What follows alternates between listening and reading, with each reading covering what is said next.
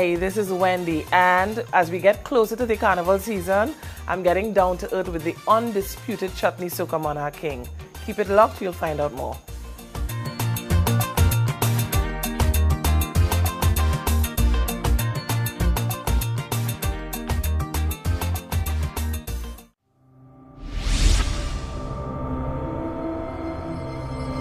Intense and vibrant lip color for that alluring, striking look.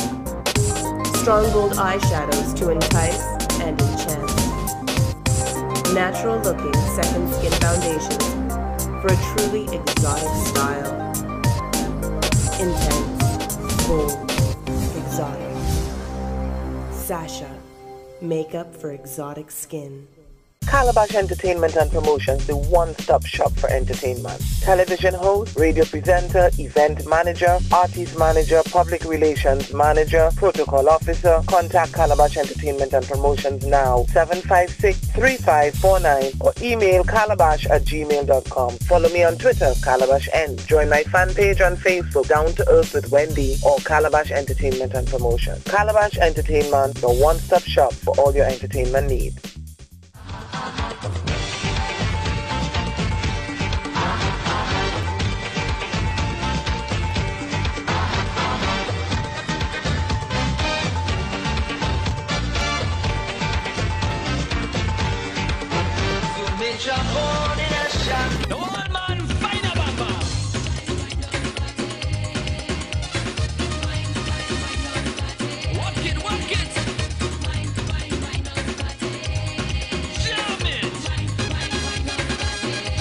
Welcome back. We're getting down to earth today in Friendship Village, Cipero Road, San Fernando, with Mr. Jai Mangal. Welcome. Thank you very much. What Good to is be your here. correct name?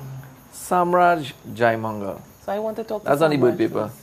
That's on the bird paper? That's on the bird paper. We're in Friendship Village. What's so historical about Friendship Village?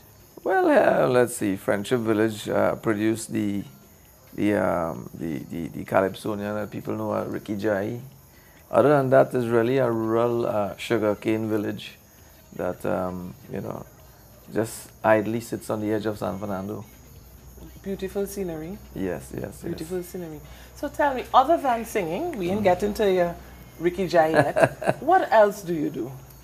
Well, currently I'm a radio announcer at Wen'D Communications. I'm also the program director there. So I do a little more than singing. I'm also a father of two. Fantastic. That's a job in itself. That's a job in itself, and I do all sorts of little things, I'm what you call one of the entrepreneurs that just can't see a good deal. Very good. I'm always on the lookout for something to sell. A good investment. Yes.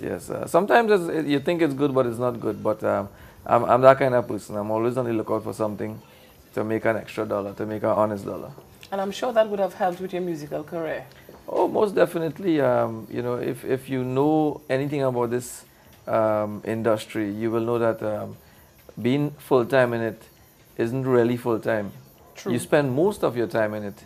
But the other parts of the other segments are really to find money to finance and exactly. keep your whole presence going.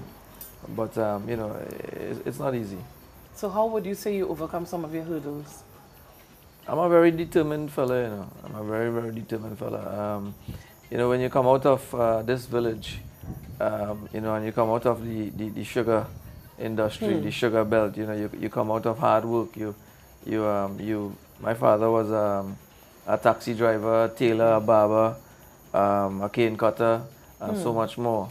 So I understand what it is to not have, and I made sure early in my life I put something in my head that is not how I'm going to be, and failure is not an option. Excellent. Yeah. So when did you figure out that you can sing? Well, I knew I could sing very early, as early as primary school and in secondary school. I knew I could sing, but I just didn't have the courage to. So I would always be one of those, background people, always in the background. Shy? Very shy, very In fact, when I did burst out on the scene, most people were asking, is that the same guy?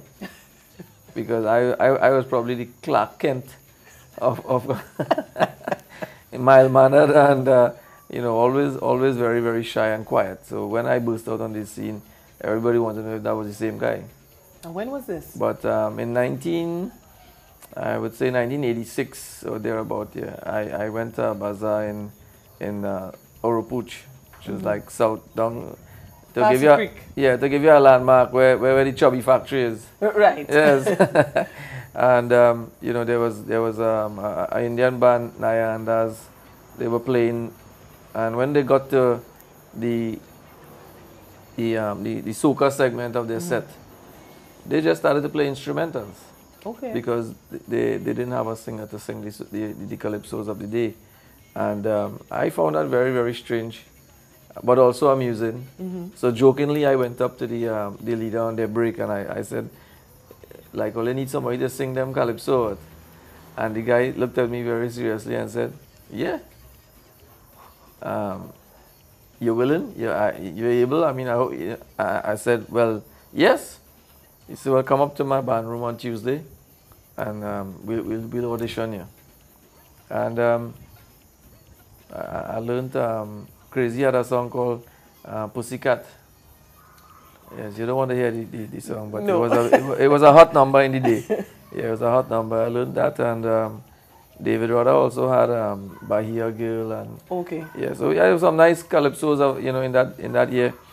And I just went up in the band room and I started to sing. By the first verse and chorus and Crazy song, the guy said, "You could start." So right away, I was in a band on my first audition.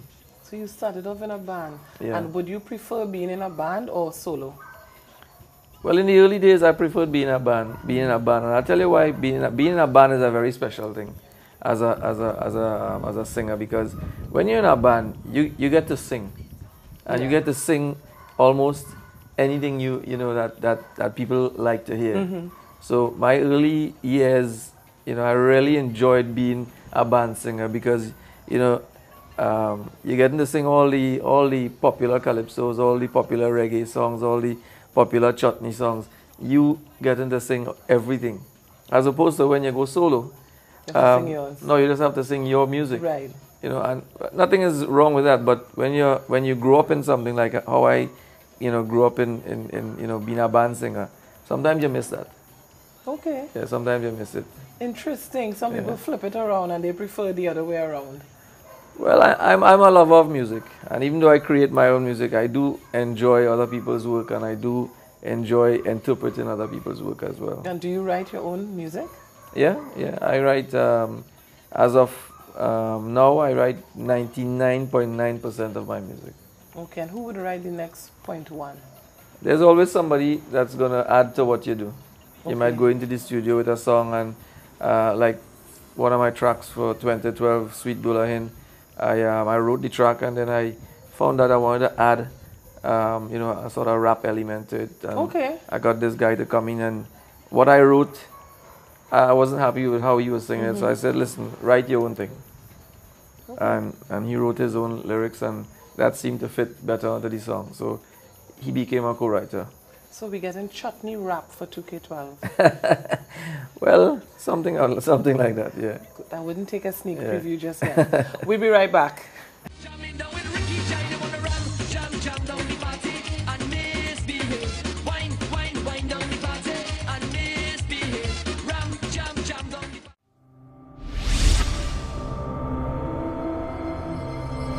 Intense and vibrant lip color for that alluring, striking look. Strong gold eyeshadows to entice and enchant. Natural looking second skin foundations for a truly exotic style. Intense, bold, exotic. Sasha, makeup for exotic skin. Calabash Entertainment and Promotions, the one-stop shop for entertainment. Television host, radio presenter, event manager, artist manager, public relations manager, protocol officer. Contact Calabash Entertainment and Promotions now, 756-3549, or email calabash@gmail.com. Follow me on Twitter, CalabashN. Join my fan page on Facebook, Down to Earth with Wendy, or Calabash Entertainment and Promotions. Calabash Entertainment, the one-stop shop for all your entertainment needs.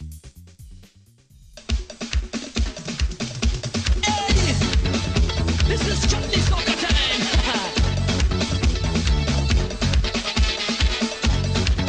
Motor, motor, motor, motor, lawang nilay, sa kilawang nilay, sa kilawang nilay.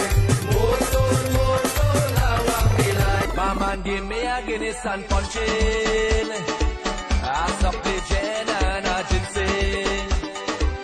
Me wife be home and she waiting. She waiting for some sweet loving. We're back with Rikki Jai.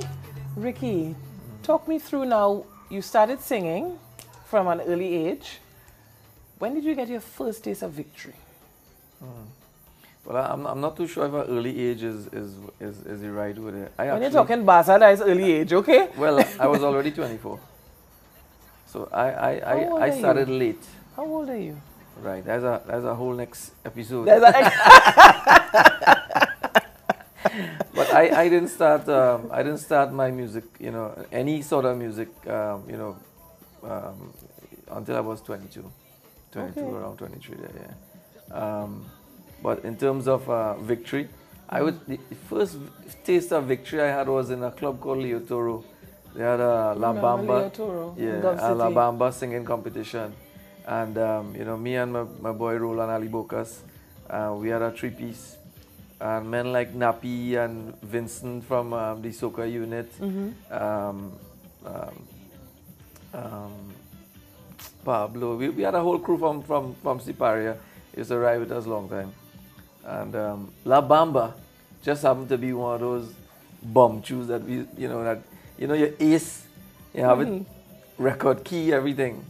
I go to Lime in Leo Toro and Taxi was playing. And they have this La Bamba singing competition. I just stand up in the audience. I'm an unknown. I wasn't professional or anything. I hadn't recorded anything yet. And people going up on stage and really croaking, bussing.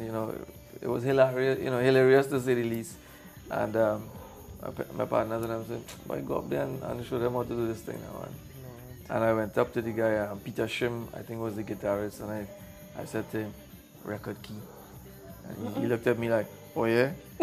Because record key for that song is pretty tough. And I went out there and I pulled that first note, and that was it. The crowd wasn't just went up, and you won based on what the crowd had to say. Right. And after they pulled everybody back up, and the crowd just unanimously said, I was the winner. So that would be the first taste of victory, and a beautiful taste too, a bottle of Moet and Chandon. Yes. So that was your first prize. So from that to 2 million, progression. But it's important to remember what you win first. I mean that would be the first taste of any kind of victory for me. Okay. Yeah. There was a year when you just took everything. 4 titles you won in 1 year? Yeah. Was it 4? Yeah. 4 titles, finals are 6. That would have been 2000. Yeah. 2000? Yeah. But you beat me in a competition. I did? Yes. Unattached. Okay. That was the year you won unattached. Right. That was the year when I won in London and I was representing in Trinidad as well. I do apologize for that. But that's why I take the legs fair and square. You win fair and square. I say, but it don't even make sense trying to compete with Nanny. He just winning everything this year. 4 titles in 1 year. That was something. It was. And if you ask me how I did it, at that time I was also a radio announcer as well. Okay. When Masala 101 had just started up and they asked me to come on board. So I was juggling jobs. And then all these competitions back to back, it wasn't easy. You had a tie. You tie Young Kings was with Bungie.